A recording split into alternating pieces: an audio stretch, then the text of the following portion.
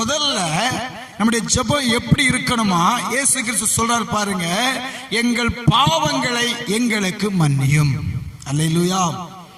நம்ம ஜெபிக்க உட்கார்ந்த போது கொஞ்சம் ஸ்தோத்திரம் பண்ணி துதிச்சிட்டு முதல்ல ஆண்டவர்கிட்ட என்ன சொல்லணுமா? பாவ அறிக்கையிடணும், பாவத்தை அர்ப்பணிக்கணும். ஆண்டவரே, நான் பாவம் செய்துட்டேன், என்னை மன்னிங்க. பாவம் மன்னிக்கப்பட வேண்டிய தேவன் நம்முடைய ஜெபத்தை கேட்பதற்கு நம்முடைய ஜெபத்தில் முதல் காரணம் என்னவா இருக்க வேண்டும் என்றால் நம்முடைய பாவ மன்னிப்பு ஜெபம் இருக்கணும். அல்லேலூயா. பாவ அறிக்கையிட வேண்டும். நான் சிலர் சொல்லுவாங்க, நான் என்ன பாவம் செய்துட்டேன், நான் என்ன அநியாயம் செய்துட்டேன், நான் யாருக்கு நான் அக்கிரமம் செய்துட்டேன்னு கேட்பான். இப்படி சொல்லுகிறதே பாவம் என்று வேதம் சொல்லுகிறது. தன்னில் பாவம் இல்லை என்று சொல்லுவோமானால் நம்மை நாமே வஞ்சிக்கிறவளா இருக்கிறோம். அப்ப பாவம் மீது எல்லா மனுஷனுடைய வாழ்க்கையிலும் இருக்கிறது. ஆனா அந்த பாவத்திலிருந்து விடுதலை தருகிறவர் இயேசு கிறிஸ்து மட்டும்தான். அல்லேலூயா சொல்லுங்க. அல்லாஹ் கைதட்டு அல்லேலூயா சொல்லுங்களேன். இயேசு இடத்துல தன் பாவத்தை அறிக்கையிடுங்க. நீங்க ஒருவேளை நீதியாய் வாழ்ந்திருக்கலாம், பரவாயில்ல, பாவத்தை அறிக்கையிடணும். நெகேமியா தவறு செய்யவில்லை, பாவம் செய்யவில்லை. ஆனால் அவன் தேவனுக்கு முன்பாக ஜெபிக்கும் போது பாவ அறிக்கையிட்டு ஜெபிக்கிறான், பாவ அறிக்கையிட்டு ஜெபிக்கிறான். தானியேல் பாவம் செய்யவில்லை, அவனும் ஜெபிக்கும் போது பாவ அறிக்கையிட்டு ஜெபிக்கிறான். எதனால் அந்த பாவ அறிக்கையிடுகிறான்? நாம் தேவனுக்கு முன்பாக இருக்கிறோம். நம்முடைய ஜெபத்திற்கு ஒரு பதில் கிடைக்க வேண்டுமானால் நம்முடைய பாவத்தை ஆண்டவர் மன்னித்தருளும். அல்லேலூயா. இது ஒரு அர்ப்பணிப்பு. என்ன சொல்ல, இது சுத்திகரிப்பின் ஜெபம். ஒவ்வொரு முறை நம்ம ஜெபிக்கும் போது சுத்திகரிக்கும்படி ஜெபம் பண்ணுங்க. ஆண்டவர்கிட்ட சொல்லுங்க, என்ன பாவம் செய்தாலும் ஆண்டவர்கிட்ட சொல்லுங்க. சொல்லி மேற்கொண்டு அந்த பாவம் செய்யாதபடி நம்ம ஜாக்கிரதையா இருக்கணும். நல்ல சொல்லுங்க. பொய் சொல்றோம், சின்ன சின்ன தப்பு பண்றோம். அப்புறம் பாருங்க, டிவி பாக்குறாங்க, டிவி சீரியல் பாக்குறாங்க. ஏன் இந்த மாலை நேரத்தில் நிறைய பேர் வர முடியல தெரியுமா? வந்திருப்பாங்க, முக்கியமான கட்டங்கள் அங்க ஓடும். அதனால அது அங்க விழிச்சுது. சொல்லுங்க, இழுக்கு. இங்க ஆவியான இழுக்கிறார், அங்க சாத்தான் இழுக்கிறான். ஆண்டவர் கொஞ்ச நாள் இழுத்து பார்ப்பாரு, கடைசியில வரலையா விட்டுருவார். அப்படியே அங்க போய் ஒட்டிக்க மக்கா அப்படின்னு. அல்லேலூயா. எப்படி ஜெபம் கேட்கப்படும்? எப்படி ஜெபம் கேட்கப்படும்? நீங்க நல்லா ஜெபிக்கிறீங்க, ஆண்டவர்கிட்ட கதறுறீங்க, கண்ணீர் வடிக்கிறீங்க, புலம்புறீங்க. ஆனா அந்த ஜெபத்திலே சுத்திகரிப்பு, பாவ மன்னிப்பு கேட்டு அறிக்கையிட்டு ஜெபிக்கிற நாம் மறுபடியும் அந்த தவறை செய்யும் போது ஜெபமானது கேட்கப்படும். பதில் வருவதற்கு ஒருவேளை தாமதமாகலாம், வராமலும் இருக்கலாம். அல்லேலூயா. இதெல்லாம் நம்முடைய வாழ்க்கையிலே சந்தோஷத்தை கொண்டு வருவது கிடையாது. இவெல்லாம் நம்முடைய வாழ்க்கையிலே சந்தோஷத்தை கொண்டு வந்தாலும் அது நிரந்தரமான சந்தோஷம் இல்லை. நிரந்தரமான சந்தோஷம், சமாதானம் எங்கே இருக்கு? இயேசு கிறிஸ்துடைய பாதத்தில் இருக்கு. அல்லேலூயா. எல்லாம் கைதட்டி சொல்லுங்க அல்லேலூயா.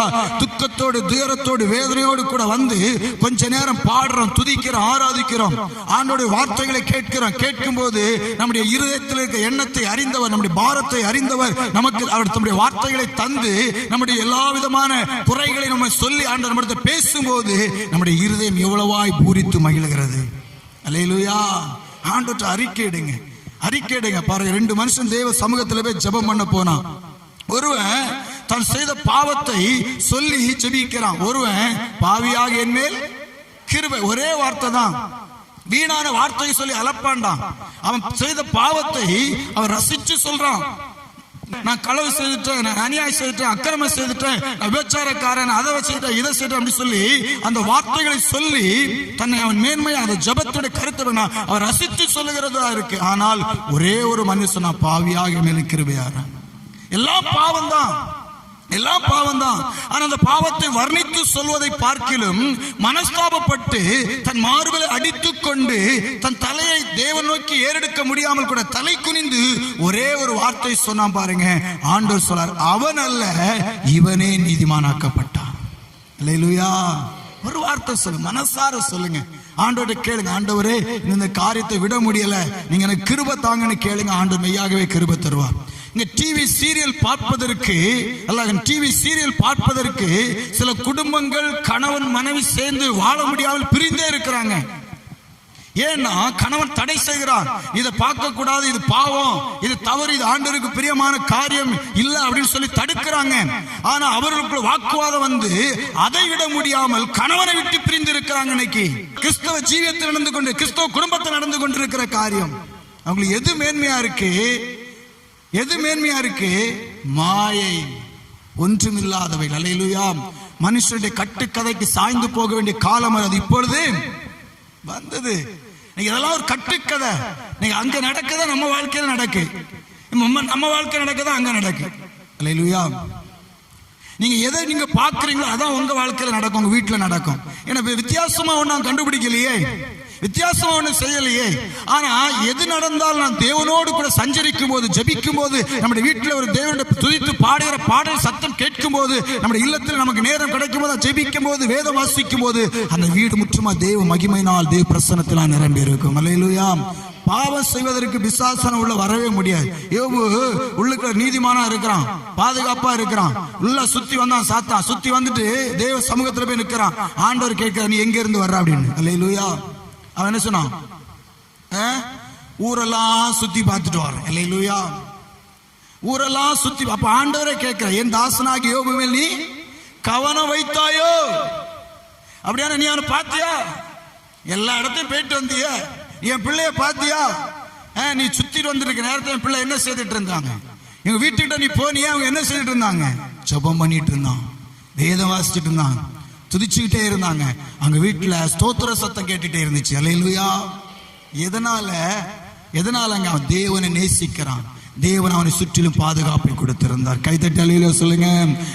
நீங்க அப்படி செய்து பாருங்க, நீங்க ஜெபித்து பாருங்க, உங்க வீட்டுக்குள்ள ஒரு பிசாசு வராது. அல்லேலூயா. இருக்க வேண்டியவர் இருக்கணும் வீட்டுல. யார் இருக்கணும்? இயேசு இருக்கணும். இயேசு நம்ம வீட்டுல இருந்தார்னா நம்ம வீடு எப்படி இருக்கும்?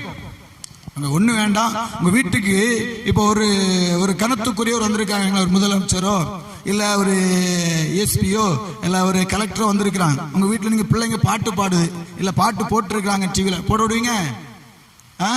செல்போன்ல வீடியோ கேட்க விடுவாங்க? அப்ப மட்டும் சட்டாப்ப வந்துடும், தொரப்பக்கட்ட வந்துடும். அல்லேலூயா சொல்லுங்க. ஏன் டிஸ்டர்பா இருக்கும்? என்னவா இருக்கும்? அவரு பெரியவரா இல்ல நமக்கு ஜீவன் சுகம் தந்து பாதுகாத்து இதுவரை உயிரோடு வச்சிருக்கிறாரு அவரு பெரியவரா? கைதட்டி சொல்லுங்க. அல்லேலூயா. இயேசு பெரியவர். அவர் நம்ம வீட்டுல இருக்கணும்னா இந்த டிசிப்ளின்லாம் இருக்க கூடாது, எப்பவும் ஸ்தோத்திரம் தான் இருக்கணும்.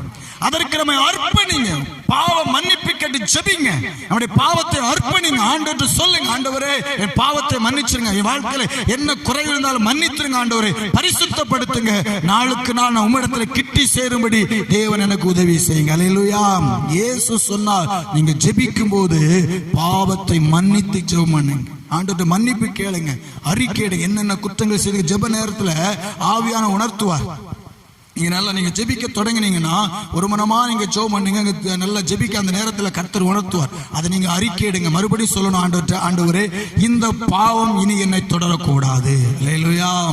ஏன்னா அப்புறம் பாவம் செய்து பலியிட்டு இது பழைய ஏற்பாடு மாதிரி ஆயிரும்.